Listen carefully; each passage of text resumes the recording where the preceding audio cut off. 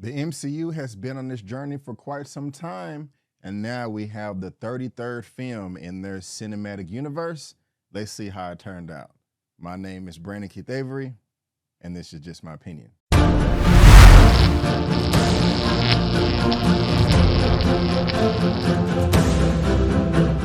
Hey, what's going on, everyone, and welcome back to another episode of Just My Opinion for The Marvels movie review.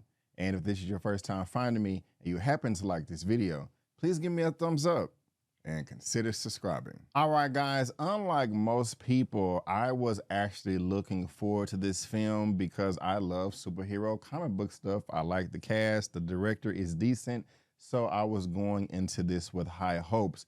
We are talking about The Marvels, like I said, the 33rd film in this franchise, PG-13, coming in at 1 hour and 45 minutes.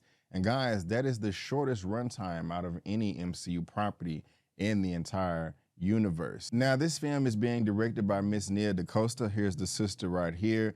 And I'll be honest with you, she did do the Candyman film that came out in 2021 with Yahya Abdul-Mateen II. And I was not a fan of that movie. I did not like it. I thought the beginning and the middle was pretty decent, but that ending was horrible. And I was really disappointed with it. Did a review, spoiler review, all that stuff. And so that really put a bad taste in my mouth. But I still have faith in her and I want her to win. And so I was still willing to give her a chance. But yeah, as far as my expectations are concerned, guys, they were extremely low for this film. This movie has had press hell from the past year from the get-go. There's been a ton of reshoots. And reshoots in the MCU is a normal thing, but it was reported that these were extensive, super duper reshoots. They were doing test screenings and it was getting middling reviews. The budget ballooned up to about $270 million. Giving credit to it though, they did get a big tax break that brought that down to like $210, $215, $225. But this was still an expensive film. Didn't really make sense for it to cost this much, given the property, popularity, and all of that. However, I was still going into this with an open mind, with an open heart to say, man, it cannot be that bad. It has to be better than the Captain Marvel film that came out in 2019. It has to be better than Ant-Man 3, Ant-Man and the Wasp, Quantumania, or Thor 4, or Thor Love and Thunder. I don't know if it's going to be Guardians, and we're going to talk about that in this review. But I was saying to myself, I just want it to be better than the first film. If it is, I will be satisfied. So I just wanted to give you my expectations so that you can compare that with my review if you like. But before I get into all the nitty gritty, before I talk about all my likes and dislikes, let me tell you exactly what this film, The Marvels, is all about. Carol Danvers, aka Captain Marvel, has reclaimed her identity from the tyrannical Kree and taken revenge on the Supreme Intelligence. But unintended consequences see Carol shouldering the burden of a destabilized universe. When her duties send her to an anomalous wormhole linked to a Kree revolutionary, her powers become entangled with that of Jersey City superfan Kamala Khan, aka Ms. Marvel, and Carol's estranged niece, now Saber astronaut, Captain Monica Rambeau. So the very first thing that I liked about this film is the runtime. Like I said in my intro, it is the shortest in the MCU, coming in at 1 hour and 46 minutes. So the film is over before you know it. So if you don't have that much time, you can get in and get out, no problems there. The next thing that I really did like about this film is the intro. I thought they did a great job giving you a brief rundown of everything that has happened in the past in the MCU with the main leads and their characters, whether that's Monica Rambeau, Captain Marvel, or Miss Marvel. They did a great job of kind of summing all that up, giving you a little bit of their story and personality if you haven't seen any of their past films or Disney Plus shows. And so it was just a good refresher to start things off. The next thing that I really liked about this film is the use of powers and abilities from Monica Rambeau. When she's not being a superhero, she's using it in her normal job as an astronaut. It makes sense. It's really easy for her to fly around in space and fix wormholes, spaceships, etc. when she has superpowers. Not everybody can do it as easily as she can. And so I thought that was a great benefit to her character, her story arc, and their overall film. I also thought the expansion of Saber, the whole space station in space, was pretty cool too, and I like seeing more of that.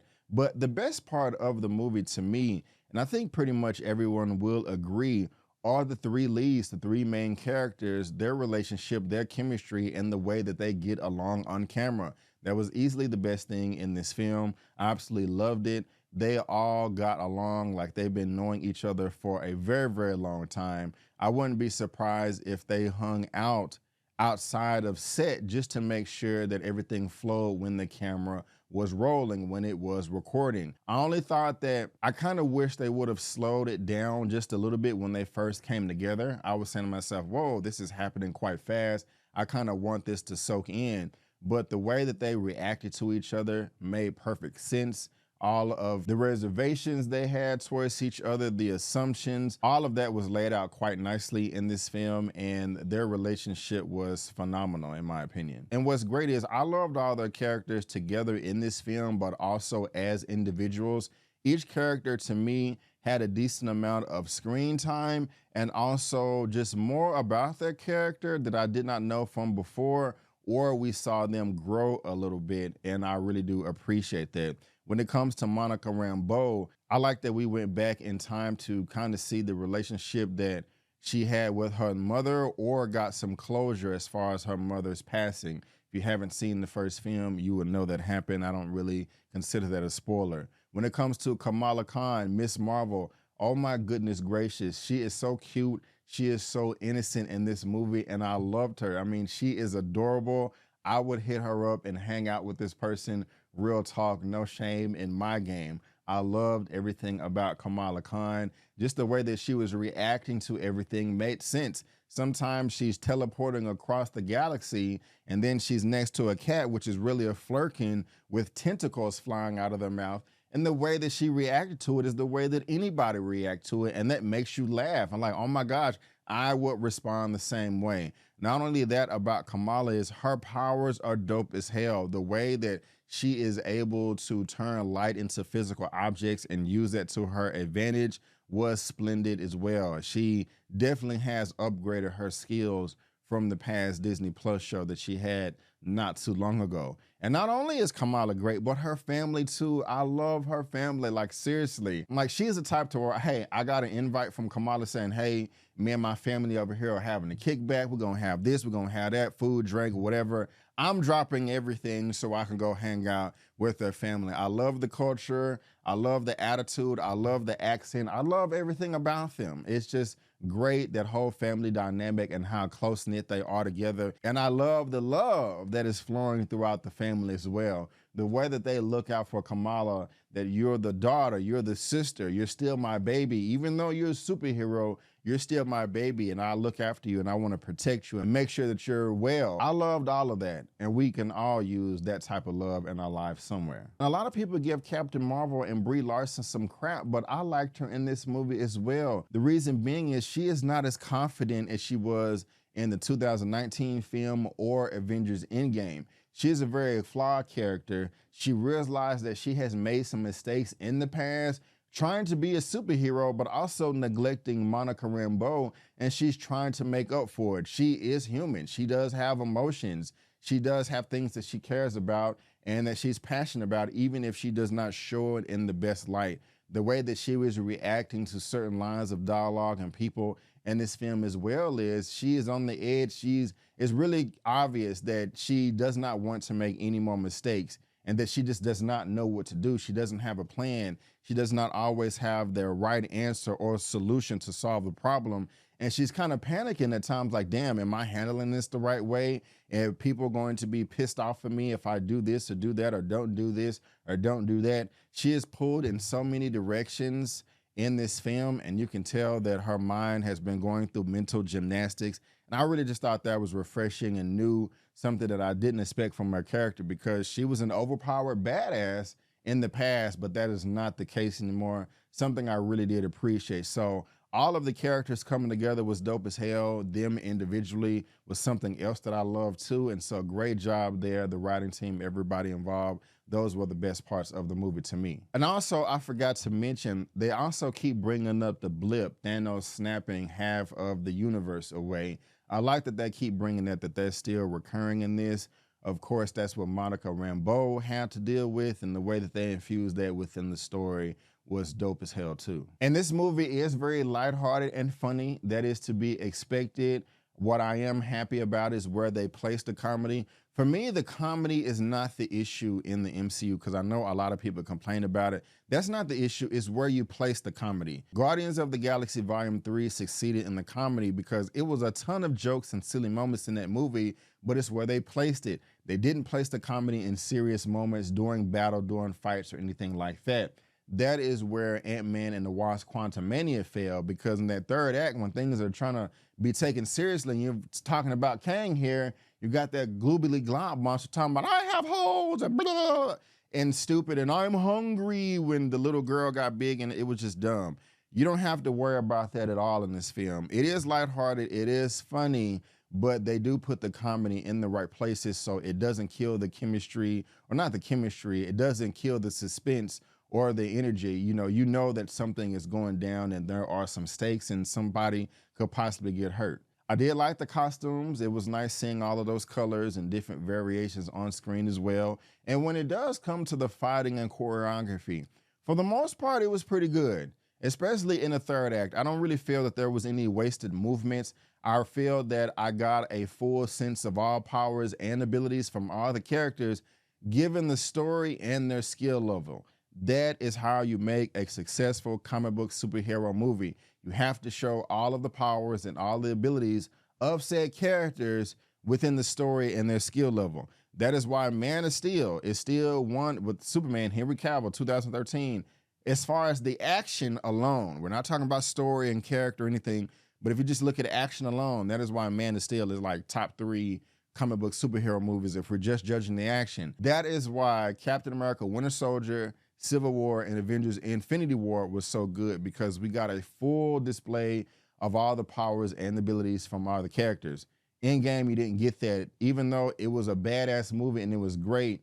No, a lot of characters didn't do anything at the last battle. Like Doctor Strange was holding up a waterfall the whole time. I think that the Hulk punched 2 people. War Machine didn't attack anybody at all. I think we saw like Hawkeye shoot like 3 arrows.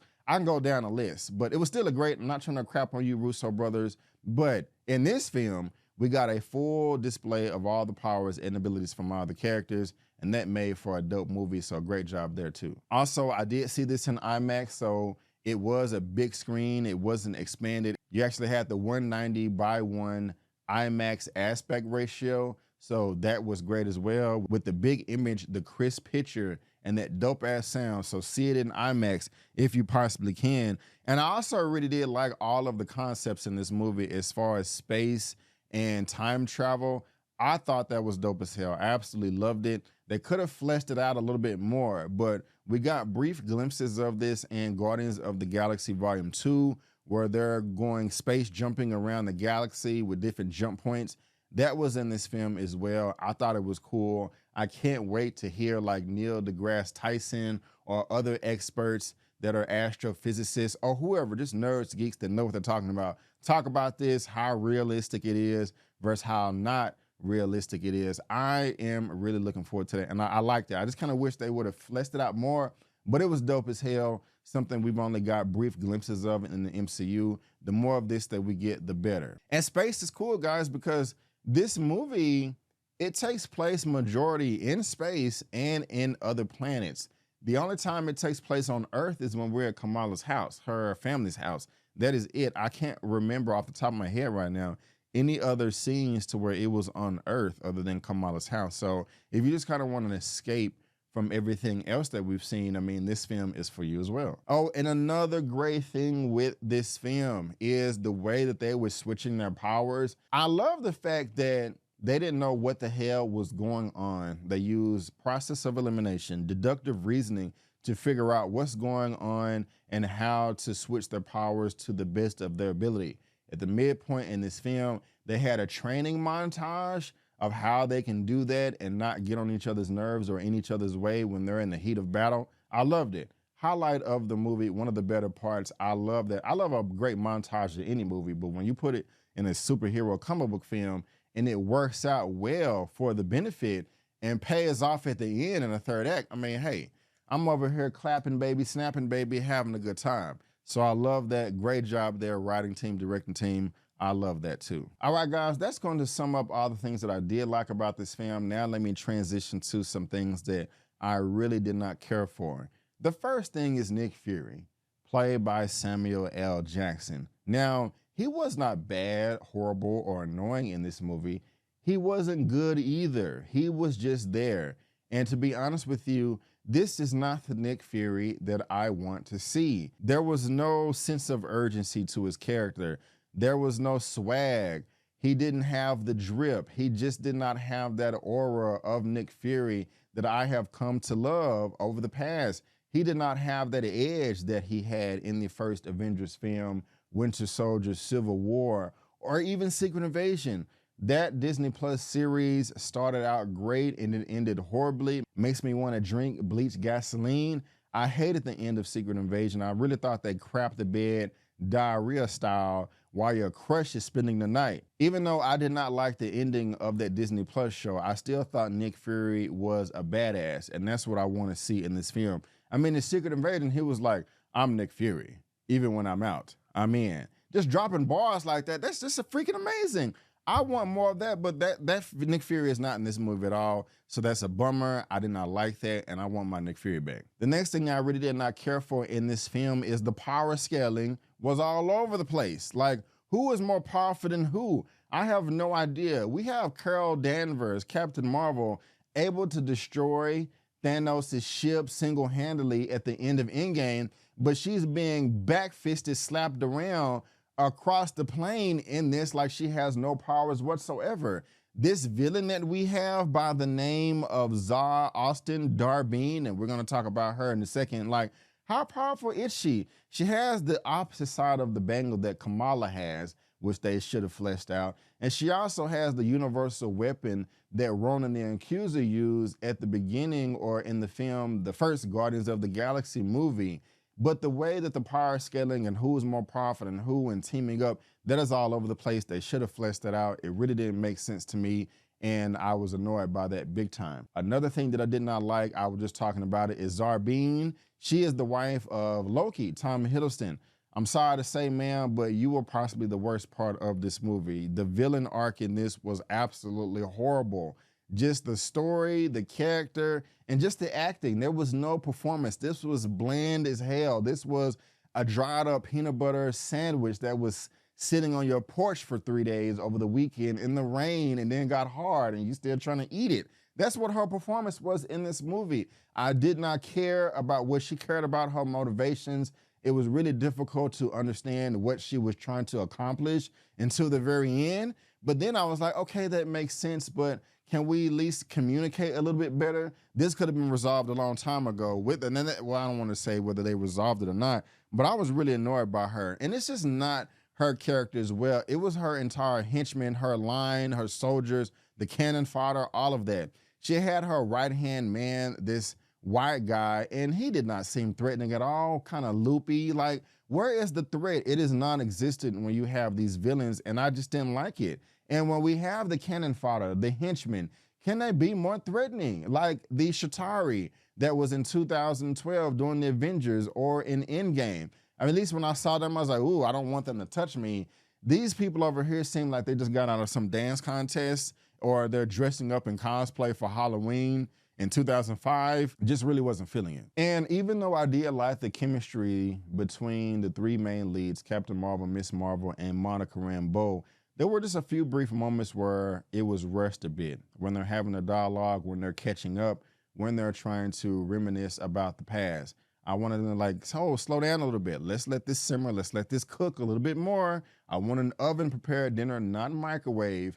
But it was good for the most part. They just should have slowed down or stretched it out a little bit more. Now, as far as more of the comedy, there is a dance number in this film, and I liked the beginning of it. It just kind of ran a bit too long, and it was just unnecessary. There was no reason to put this in the movie. We could have spent more time doing something else, developing the plot, the characters, the story, whatever.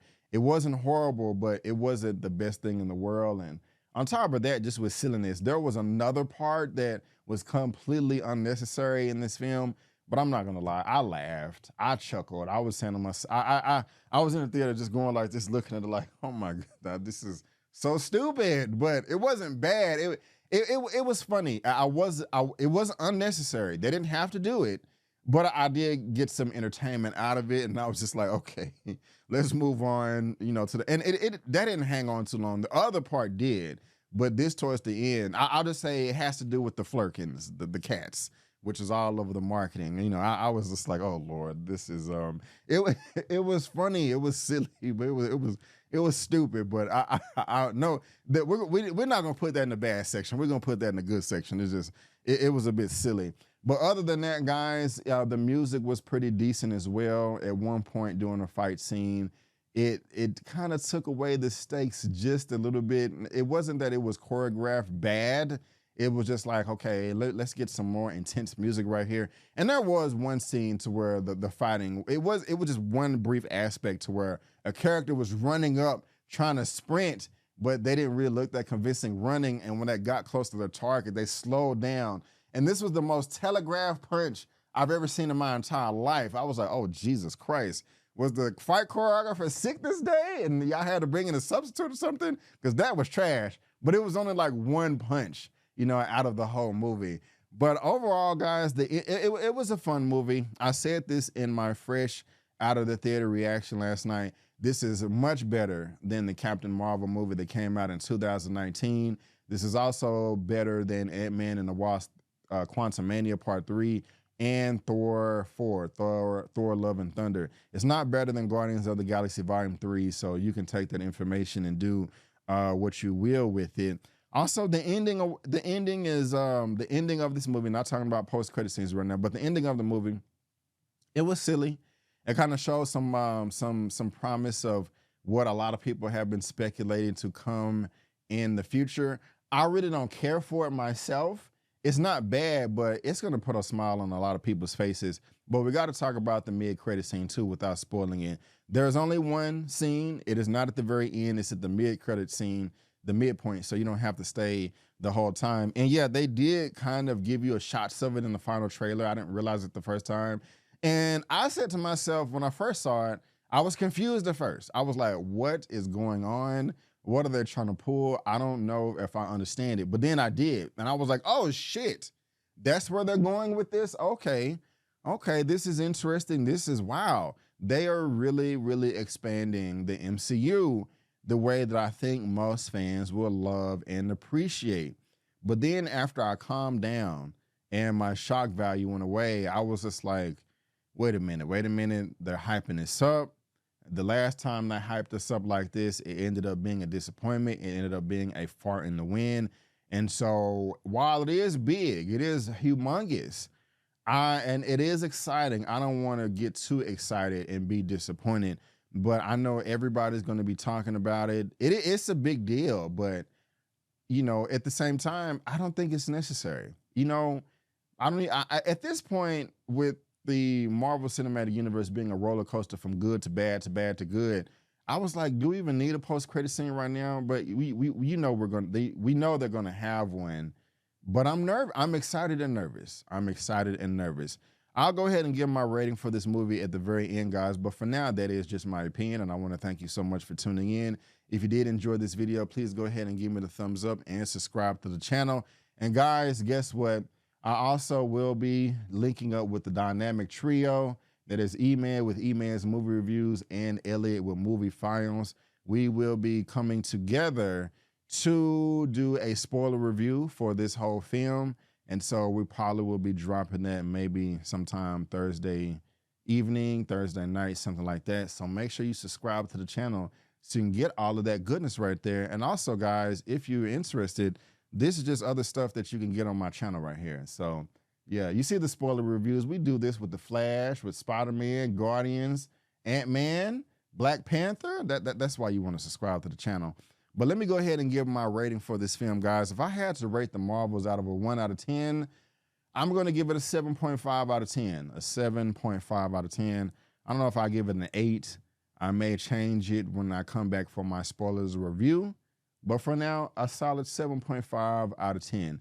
But guys, again, I just want to thank you so much for tuning in. And before you go, don't forget, that my name is Brandon Keith Avery, and that's just my opinion. Peace.